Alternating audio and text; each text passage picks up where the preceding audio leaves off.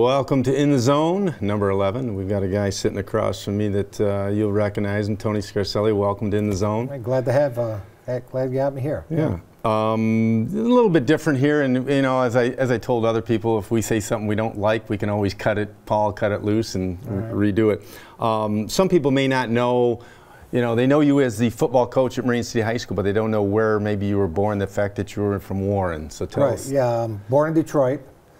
Parents moved to Warren when I was maybe 1 or 2, and then ended up going to Warren Woods High School, which eventually combined with Warren Tower. And but I went to Warren Woods, graduated in '79. Was fortunate enough, we had a very good football team when I played.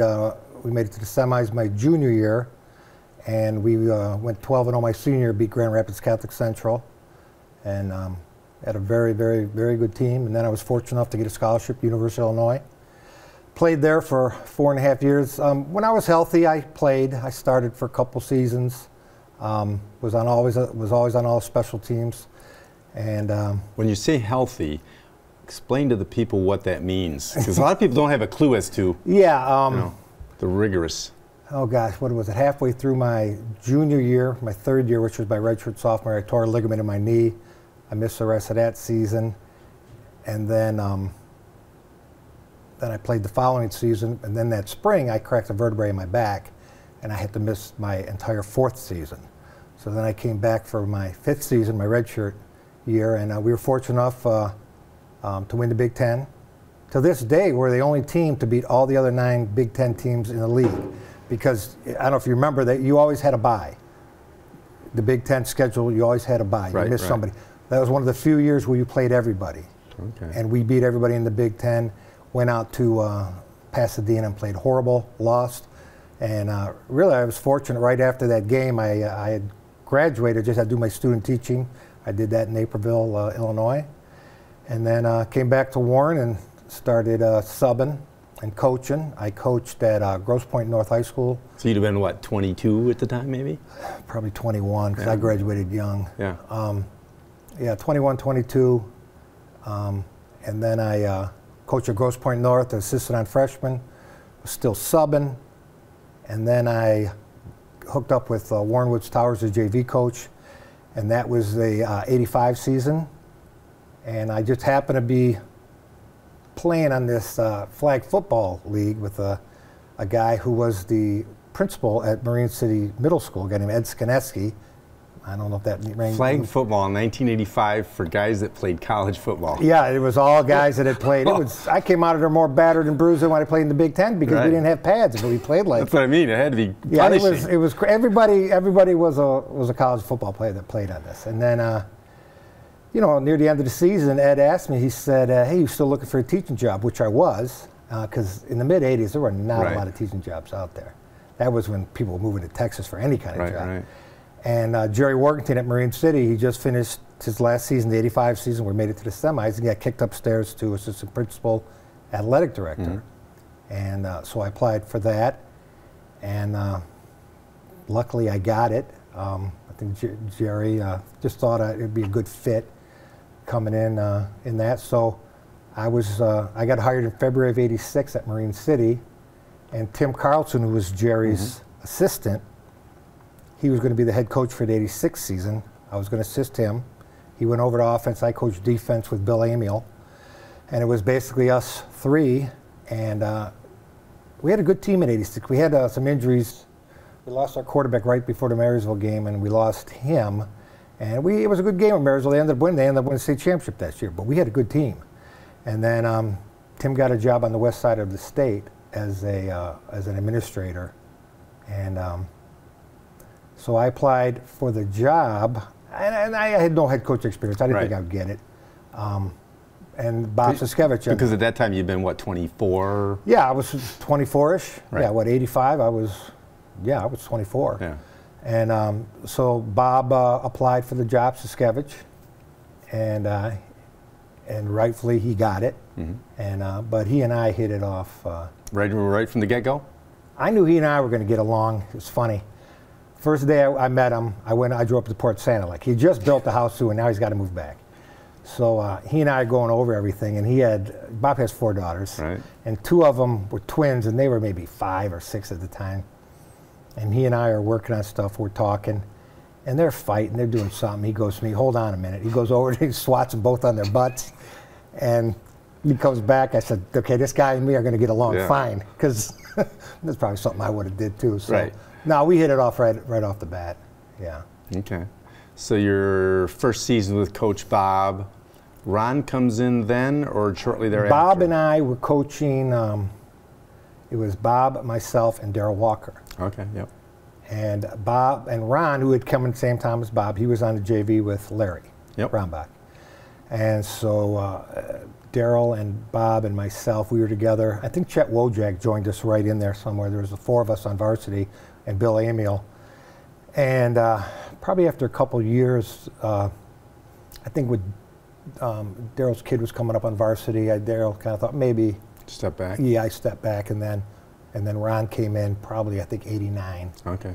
And then for the longest time it was Bob, Ron, myself, and Chet, and Bill Amiel was helping in those early years. Mm-hmm. But no, we all had the same vision, that was for sure. And with Bob, nobody worked like that guy did. You know, when I played, I knew what time I put in, and then when I was in college, I see these coaches coming in to breakfast on Sunday morning, like all disheveled. Like I'm thinking, geez, we were the ones playing. We're the ones that should be disheveled. But now I realize what they were doing. They were up all night getting ready for the next game. Yeah. So Bob, his work ethic was such that you did not want to be the guy to come in Sunday unprepared, because you knew how much time this guy was putting in. So I know that elevated everybody's game. Yeah, because you did not want to be the guy to come in unprepared. And what was great about Bob is, you know, he had 2 young guys that were eager, and he let us go. You know, someone said, gave your own rope. Yeah, the best way to display your power is to give some of it away. You know, Bob was in control, but he said, I got these 2 guys here that are willing to work. Why am I gonna bring them in? And no, Bob. But but the bottom line though, we would do something, and then if Bob say reel it in, or say we're not going to go for it, or don't do this, boom, that was it. So no, it was a good working relationship. Yep. Seemed like Bob is, and I talked to Bob a couple weeks ago, but he's such a humble guy. Yeah, he's too humble. And he's. I said something to Bob like, Bob, you got to realize that your handprint is all over this thing today, even. Yeah. And his comment was something like, well, I had a little bit of. That's what you love about him. Yeah, he let guys coach, and I know some guys that are control freaks. I mean, the guy I had, a great guy I had just out of college over at Grosse Pointe, he didn't let me do anything. Now granted, maybe I didn't have all this knowledge, but there were some things I could have brought to the table as far as drills or this, that, and the other that I experienced at Illinois. But I was pretty much just in charge of demo team, and I'll be honest with you, after you get done playing at that level of college, sometimes you just want to step back from it. Because if you ask guys who get to the NFL, probably the toughest level is the college. Right. And work with Bob and Ron made me love the game again, because I knew I had to coach in order to teach. Sure. I knew I was going to have to do that to get a teaching job, and that's all good. But I regained my love for the game. There's no doubt working with those guys. So football allowed you to be in the classroom. Yeah, you get a lot. Yeah, it's kind of guilty, because I know some teachers are. They want to teach because they want to. I wanted to teach, and I wanted to coach, but the gym teacher was a great gig, and it's you're educating kids, but it's a social aspect of it too, which was good. And I think back to the times that you'd go to conferences and stuff, and it'd be Ron and Tony and Bob are in one area in a lot of cases. Yeah, and sometimes we'd have a highlight video going on or this, that. But that's what people wanted to talk about. Right. No, you want to talk about your obviously your kid in this, and but that's part of the responsibilities in this town, at least a town this size. they're going to want to talk about that. You know, that's it's an important thing, and Jerry Warrington made it important, and I think we kept it important and try to elevate it to where it is now, and you can't ever forget what Jerry did. I know all the other guys talk about it too. Jerry took this thing from humble beginnings. Humble beginnings. Yeah. He beat a curse, and he still, he gave it up. They made it to the semis. The one thing that I could always say about Marine City kids, and that came established from him. I didn't know how big we were going to be every year. I didn't know what kind of speed, but I know Marine City, we can always count on having tough kids. Always count on having tough kids, and you can make a living with that. So how is it being a coach and a teacher in a small town and raising your kids there? I tell anybody if their kid's going to play for them, and you either want to be really bad or really good, because if it's close and they're fighting it out for positions. So thankfully, Anthony realized that on early that he had some athleticism, but he worked really hard to get to that level. Avery, she ended up being a really good athlete too. Yep. Really a great kid in track, volleyball, style play, basketball. She hated touching the ball. She just wanted to play defense, but she knew her role. Right. So, I guess that's the only thing I would say. It's kind of interesting. You say, wow, gee, we brought him up as a freshman, but if you want to look back, the biggest mistake Bob, Ron, and I made was not bringing Brendan Kay up as a freshman. Yeah, that's no doubt the biggest mistake as a coaches we ever made. And but you're worried about the kid's health. He's only a freshman. Right. But the short-sightedness of that was, we're thinking, well, is this kid ready to play now? Well, who cares if he's ready to play game one? Right. We're playing 12, 13 games a season. So by the time 9, 10, 11. Yeah, if he's ready by game 6 to help us, and let's go, bring him up. Yeah. And so then we brought Jamal Abrams up, and we brought Anthony up, we brought the Fitzsimmons boys up, Charles Tiger was up as a freshman. So it's to the point now, and as we become a smaller school. But if you look back, because just when we went to that playoff game, we had a quarterback who could run the ball. Yep. We couldn't throw the ball when Brendan was a freshman, and so you live and learn. So that's what we just said. We're short-sighted on this. And when you look, what you learned there too is when you mention those names, those guys played some serious minutes. Well, so you bring a kid up as a freshman, first 6 games, right? But then you get a good half season out of them. Well, now we're getting 3.5 good seasons out of a kid. Right. If we're going to go up as a sophomore, we're getting 2.5 good seasons out of them. Right. So that's and if you look at all those kids that I mentioned, those guys were all big contributors to state championships. I guess I would bet every freshman we brought up played in Ford Field. Yes. Yeah. At some point in time in their career. So I think we did the right thing there. But you talk about small town. I live out in northern Macomb Township. The biggest difference is if I go to the grocery store for a loaf of bread, it takes 5 minutes. Right. If I went for a loaf of bread in Marine City, the Vigi's, it took 45 minutes because we got to talk. Everybody. But it's good and it's bad. It's good. Right. It's good and bad, but it's more good because, it was rare that I got why isn't my kid playing? Right. That was very rare. What's unfortunate is that you have to win 12 games to not get those questions every year. Exactly. When do you think you decided you wanted to be a coach? Probably in college.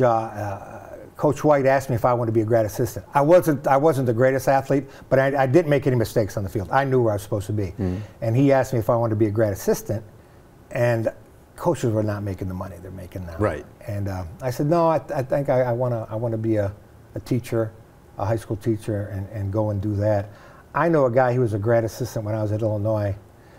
So in about 35 years, he's had 18 jobs. Right, moving and that's all what you have to do. Country. And that's he's been anywhere from high school programs, college, professional. Right. He's had 18 stops since I left Illinois. And that's a lot of moving. My wife's a patient woman, but that wasn't going to happen. Well, that's like I noticed when you look at like Wikipedia with some of these coaching trees. You look at this guy, running back coach at Southwest Iowa State, flanker coach. And that's what it is. You have to always be looking for that next job to get that next. And that's why there's all these titles now: associate head coach, assistant officer. Everyone's got to have a title now to get that next job. So, no, but for what I was looking for, I mean, I never heard of Marine City. Right. When I was younger, my dad used to take us fishing in Algonac all the time. Right. My parents had been to Marine City because sometimes they'd go out on a drive on the weekends or something, and so they actually ate at the Riviera before I started working there. But I'll never forget when I was driving to get my interview. I'm on 26th. I go, think it's never going to end. Either I pass this place or I'm in Canada, because I've been on this thing a while. Yeah. But no, I couldn't ask for a better spot to land, raise my family, and then to work with guys had their same vision and all very humble, and everyone's always giving everybody the credit, and it became such a big social thing, as even I mean, after every game it was always something going on. Who's going to have the get together? Right. You know, back then you had to put your name on a list. Right. You know, if somebody wanted to be involved in that. Yeah. Now, besides Coach Bob and your college coach, what other coaching mentors do you have? My high school coach, a guy named Ben Zabosin, he still helps at Lakeview. He was the head coach at Romeo and Warren Woods. But probably more so because back then they just had two coaches on varsity, say offensive and a defensive coach. And I worked with the defensive coach, and he was also the offensive line coach, and that's where I played on offensive line. So a guy named Ben Zakowski, he was the assistant coach, and he guided me in the right direction. But you took a little from everything, from everybody. I mean, Zabosin and Ben Zakowski proved to me that you don't have to be a yeller and a screamer to get the point across. And my guy in college, Max McCartney, was my position coach. This guy was the coolest cucumber on the sidelines I ever saw. And what I always liked when you came to him on the sideline, his emotions wouldn't take over. He would explain things to you and say, "This is," and I think I've tried to, because I don't think I let the game get bigger than me on the sidelines. I think I do a good job of slowing everything down for the kids and for you, because if they see you panic, they're going to panic. But that's probably where Ron and Bob and I were a good match, because we were all kind of the yin to the yang. Right, a little because different. Bob was a yeller and a screamer. Right. I was not that at all. But when I had my moments, then Bob knew to not say anything. Right. Ron, we know Ron. Ron, you never knew what Ron was going to do, so he was, you just never knew, But, a couple times you had to grab him by the... Yeah, you had some times. But, it was all for the sake of trying to win the darn game, But no, there's a million of those stories. Now, there's the obvious defining moments probably that people would pick out, such as state championships and things like that. But I'm guessing that there's probably another 3 or 4 or 5 that were defining moments over the years. There's no doubt beating Oxford in the early 90s, because they ranked #1. They're anticipating going back to the state championship game, playing Dowagiac, and we scored every time we had the ball. I'll never forget. I mean, it's a track meet, and Bob's like, "Tony, what the hell? You got to stop them." I say, "I guarantee you, Bob. I'll stop once. We will stop them before they stop us, because at least we know where the football is at." Right. They had no idea where the ball was at. I said, "We will," and that ended up happening, and then. Bob and Ron talk about, they lost to Marysville 9 games in a row. I lost 10 in a row. Yeah. But I always told Bob, when we beat them the first time, that's it. Because we will have figured it out.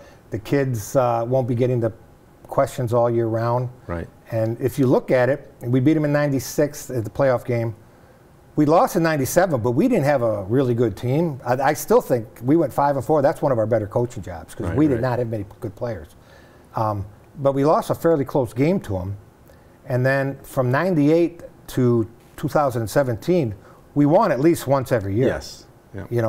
I think in 2003, we lost regular season. We came back and beat them in the playoffs. Yeah. So that was nice. Who would have thunk when I started this thing 0-10, that by the time I got out of there, that our winning percentage would be better than theirs. So that was very pleasing. But that's the other defining game for me, is the '96. That just got all that junk off. Yeah. And it's like I talked to Coach Ron about it. I said, if there were no Walt Braun playing against Marine City, I don't think Marine City's as good, right? No, I was obsessed. Yeah. We were all obsessed. I remember early on, Croswell lost 49-3, and I'm trying to figure out how did they get 3. We got to find out how they got 3. And if anybody got close to them, right. I was seeing that coach at a clinic, you know. So, you know, that's where the MAC has changed things, because you go to these meetings now, and the guys go, oh, I want to move to division because we can't compete with Marine City, and we can't compete. Right. I'm like, why? We have to play these guys, and that's what elevated our game. Yes. We had to find a way. Yeah. We had to find a way, and no, that's very, very satisfying. Well, and you look at the ways that in the later years, and say that those early '90s, when you got so close, and it might have been 1 or 2 plays, and they beat you by a touchdown, or you know, but you learned a lot, and then the tides turned, and now it's the opposite. Yeah, now you want to keep the down. Pressure on them. Yeah, because you know, there's no doubt when probably our first couple years, probably our first 5 years, when Marysville arrived, they were up 14-0. Yeah. And probably from 91 to 95, 96, they were up 7-0. Right. And then I would say 96 to 2000, the games were even. Right. And then I think after 01, we come in and we're up a touchdown or 2 before the game starts. And that's and there's some teams we may be up 3 touchdowns before the game starts, you know, because it's a mental game. Well, and now I would say that if you went to the Marysville, you know, parents or teachers or coaches, and you say, is Marine City much better? They'd probably say they're not that much better. You know, but it's 6 or 7 little things. Yeah. You know, that all add up. Yeah, it's to the point where, and I can only, well, you know, I can speak to me, Bob, and Ron, and you know, I've worked some with Ron, and I'm working some with Darren, and hope to work some more. What I tell everybody, the difference, you know, when we start playing Walt, and Bob mentioned, they had guys that had been together 20 years. Yep. By the time I got done in 11, you could have called the whole coaching staff up in February and said, we're practicing tomorrow. Every one of those guys would know what they're going to do. Yeah. You know, you're not coaching coaches. Right. You know, you knew who the staff was, and that's the thing. We don't coach coaches really anymore. The guys have been there. We're just ready to move. We're not. And I talk to guys, and because, you know, now the biz I'm in, I see a lot of coaches, and they got practice 8 hours a day. You know, they have a dinner in between there. And what do you guys do? We go 2.5 hours. Right. If we can't get it done in 2.5 hours, we're no good. So, no, we're 2.5 hours, and that's it. We might have a couple come back and lift and kick and that kind of stuff 2 days in that first week. Right. But other than that, and that's a credit to when we're there, you know, we're working. Yep. You know. So you've been retired since 2011? That was the last season. Right. My son graduated in 12. Yep. And that's when I got done, because I wanted to obviously go see him play. Yeah. And the opportunity, I thought I was going to work for Rydell, because I had talked to the Rydell rep, and he was going to give it up after that. He goes, you know, Tony, you'd be probably pretty good at this. And so I did go to interview the vice president of Rydell in Chicago, and by chance, he and my brother got cut from the LA Raiders the same day. So he knew the name, and Kyle, I play against Kyle Borland. I played against him when he was at Wisconsin. And so we're talking, we're negotiating, and you know, my wife and I went out, we came back, and then my son was playing this 7-on-7 league with John Wangler's kid, and John, Michigan quarterback, and John owns the Adidas distributorship in Michigan, Top Cat. And he said, I hear you thinking of getting out and maybe going to work for Rydell. I said, yeah. He goes, well, you ever think of work for Adidas? So he took me out a couple times. We negotiated some things, and you know, I thought, you know, I got a little more variety here instead of just pushing helmets. So no, I started working with him in summer of 12. I love it. You're selling all the apparel. I'm selling all the apparel to, you know, the end game is you want to try to sign some schools. Mm-hmm. And so they're an Adidas school. Marine City is an Adidas school. Cardinal Mooney, Austin, De La Salle, River Rouge. I just signed Westland School District. That's John Glenn and Wayne Memorial. But I have a lot of other accounts that, not the entire school, but mainly football from guys that I coach against. And that's what made me attractive in this, is guys knew that I knew a lot of guys. And, you know, there's nothing, you know, you do something for such a long time, you know, all of us guys, I mean, you look at Bob, he's selling Christmas tree. Right. Ron's writing books. I'm doing this. We all kind of guys that like challenges. You know, you want to. You don't want to sit and get rusty. You don't want to sit and get rusty. So this was a a very good thing for me because, you know, you always want to try something different. But I'm probably to the point where I'm going to be 62 in a year and a half. And I'm probably, when I hit that, I'm going to probably get rid of about 90% of my and do clients. Deal with the ones you want to deal with that don't take a lot of time. Correct. And do what you want to do. I know for sure I'm going to, because I really want to go back and coach full-time with Darren, be his D-line coach. And after this year, hopefully I can do that. So I would keep, you know, Marine City, Carlinwood, Austin, Notre Dame Prep, some of those on the north end here, and, you know, get you out of the house. But I know the biggest concern about retirement is finding things to do. Right. And if I'm coaching with those guys, I know from June to November I'm going to be busy. And I'm all about coming into weights and that kind of stuff. But, you know, me and my wife will find things to do. And well, your profession, doing the selling like that, I remember we talked before you did. I said that's a natural landing pad, because you can't go from 90 miles an hour, 100 miles an hour to zero. No. So it's a good, you know, entree into something a little different. And it is, and that's why. And I found out I'm one of those people when I do something. 100%. 100%. Right. And so, you know, with the teaching, with the coaching, with selling, and I think I'm going to be able to cut that back to real. Because one thing about this job, like when I was teaching phys ed, I was constantly walking around, constantly doing things. This job, you were in sales. You're behind a car, you're behind a desk. Right. And I want to get out and start doing some things again. But it was it's a great opportunity financially and to meet some other people and just to do something different. You know, this opened a lot of doors. But I told my daughter, you know, she works with me, but she's going off with somebody else now to work full time with them. I said, you know, I worked with Bob for 28 years, and it's great to work with somebody every day. You know what you're going to get out of this guy. Right.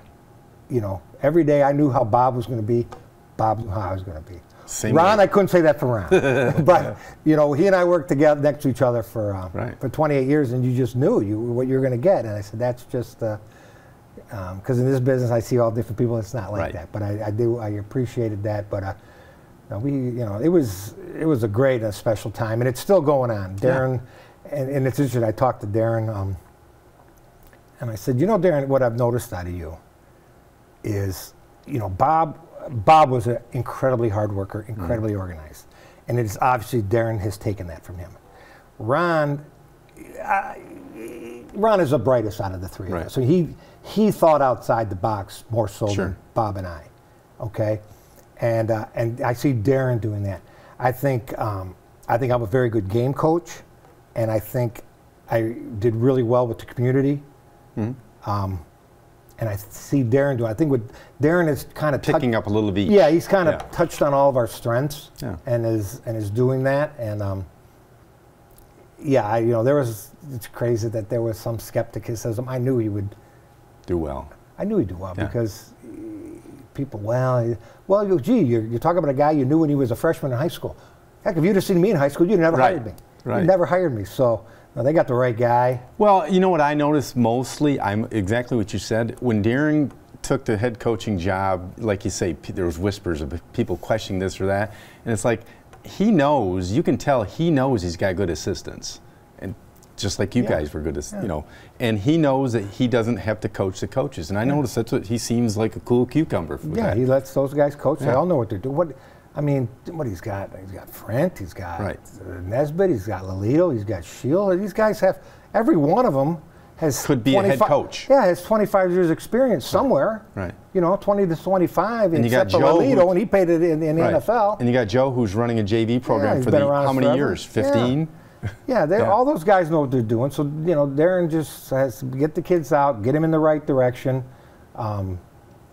let those guys coach, intercede when you have to. You know, but you give guys ownership, you get a lot more out of them. And that's kind of the secret here. Well, the longevity, there's no arguing that. I mean, when you win 85% of your games. Yeah, I mean, Ron and I had many opportunities if we really wanted to go get a head coaching job. I mean, that wasn't a question, but you know, this was fun. Right. I mean, this was fun, and we weren't going to stop till we got one, and now we got two. And 2 other times there, and I think we'll be back, you know, sooner than later again. Yep. Okay. Well, thanks for coming to see TV6. No. You know, I still think one day we got to have a round table with about 5 or 6 guys. That might be a 2-hour special. That might be a 2-hour special because then the stories will start. And, yeah. Cutting room will have to. Yeah. Yeah. If you get Darren and Bob and Ron and Nesbitt and you know, Frank, you know, it would get interesting. But Frank would bring his guitar. Frank, yeah, then finish up with a little solo. But you know, the bottom line, which is meant to be, is it's meant to be fun. Yeah. And it was, and it's just so much fun. Continues to be that way. Yeah, and that's what it's all about, man. That's good. Okay, thanks for coming, and we'll see you down the road here not too long. We will. Yeah. Football will be starting up before you know it. Camp's right around the corner. Yep.